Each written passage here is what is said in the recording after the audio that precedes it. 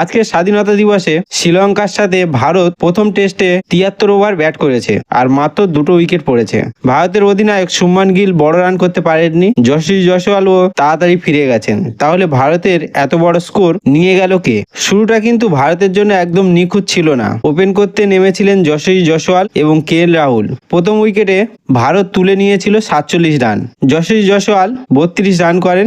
তিনি 37 বলে 5টি 4 মারার পর রান আউট হয়ে ফিরে যান। তখন মনে হচ্ছিল শ্রীলঙ্কা হয়তো ভারতের ওপর চাপ তৈরি করতে পারে। এরপর শুরু হয় আসল গল্প।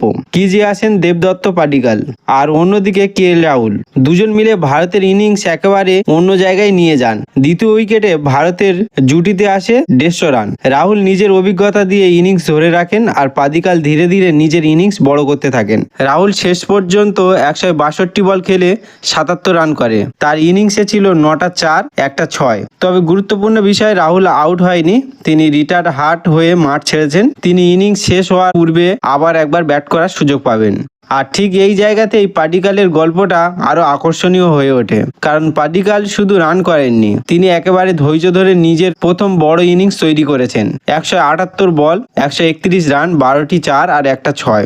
শুধু এই সংখ্যাগুলো দেখলে বোঝা যায় কতটা সময় ধরে তিনি ইনিংসটা তৈরি করেছেন। রাহুল মাঠ ছাড়ার পর শুভমান গিলের সঙ্গে পাডিক্কাল আবার নতুন জুটি গড়েন। দুজনে মিলে আরো 39 রান যোগ দেন। কিন্তু ভারতীয় অধিনায়ক শুভমান গিল বড় ইনিংস খেলতে পারেননি। তিনি 28 বলে মাত্র 16 রান করে প্রভাত জয়সূরিয়ার বলে আউট হয়ে যান। স্কোর তখন 236 রানের 2 উইকেট। এখানেই আবার প্রশ্ন, ভারত কি থেমে যাবে? উত্তরটা দিলেন ঋষভ পান্ত। পাডিক্কালের সঙ্গে পান্ত মিলে নতুনভাবে রান যোগ করতে থাকেন। মাত্র 36 বল খেলে পান্ত 27 রান করেন আর তার ব্যাট থেকে আসে 3টি 4 আর 1টা 6। আর অন্য প্রান্তে দাঁড়িয়েছিল পাডিক্কাল। অর্থাৎ একটা সময় ভারত 47 রানে প্রথম উইকেট হারিয়েছে, সেই ভারত শেষ পর্যন্ত 73 ওভারে 288 রানে 2 উইকেটে পৌঁছে যায়। আর এখানেই সবচেয়ে বড় প্রশ্ন, ভারত 300 পার হয়ে কত বড় স্কোর করবেন? কারণ এখনো ব্যাট করতে নামেননি রবীন্দ্র জাদেজা, ধ্রুব জুয়েল, মানব সুতার, কুলদীপ যাদব, মোহাম্মদ সিরাজ, প্রসিদ্ধ কৃষ্ণা।